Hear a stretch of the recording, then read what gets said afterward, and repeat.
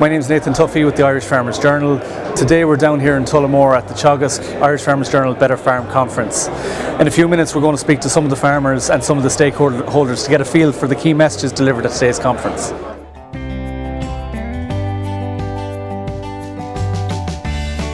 Mike Delan, Nixon County Kerry. Mike, I suppose you've been 4 years in the programme now. What are the main changes you've made to the system? When I started off the programme back in 2012, I had 70 cows, now I have 105 cows. I don't think I'll push cows any further. At that time I was selling all the weanlings, now I'm finishing all the stock, plus buying more bulls. Last year you had the highest gross margin in the programme of over €1,800 per hectare. Yeah. What was the main driver of the high gross margin? I'd say more output, buying more bulls, bought them at the right price, the price went up and things work well. This year it mightn't be so good, but hook your fingers crossed, see how it works out.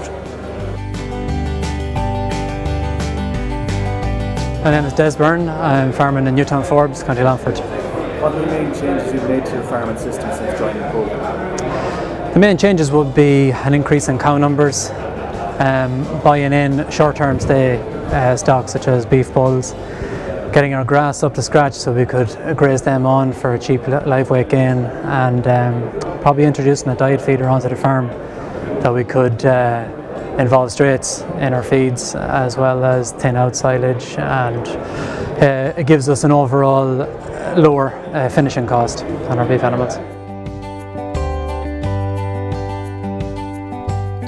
Well, for me the key message is very simple. First of all, you can make technical improvements at a very high level within the farm, and if you do, then the prices are the icing on the cake, so to speak. They're a top up. So that's one key lesson. The second lesson is that it's not only one technical feature you need to get right. There's 3 areas have been identified, so there's no silver bullet really.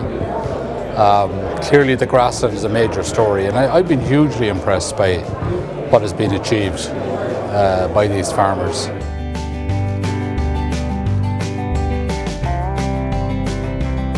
I think the key take-home message is, Nathan, is that technical efficiency does pay. These farmers have tackled the key issues inside their farm gate. They're growing more grass, they have a breeding programme suited to their farm, and they're targeting a market, whether that be the weanling market, the store market, or the beef market. But I think the real concern here has to be as well is that even we see the really efficient suckler farmers on marginal land struggling to make a viable income, and I think that puts a real challenge back onto the government in relation to supporting the suckler sector, and especially that suckler to weanling system operating on the marginal land.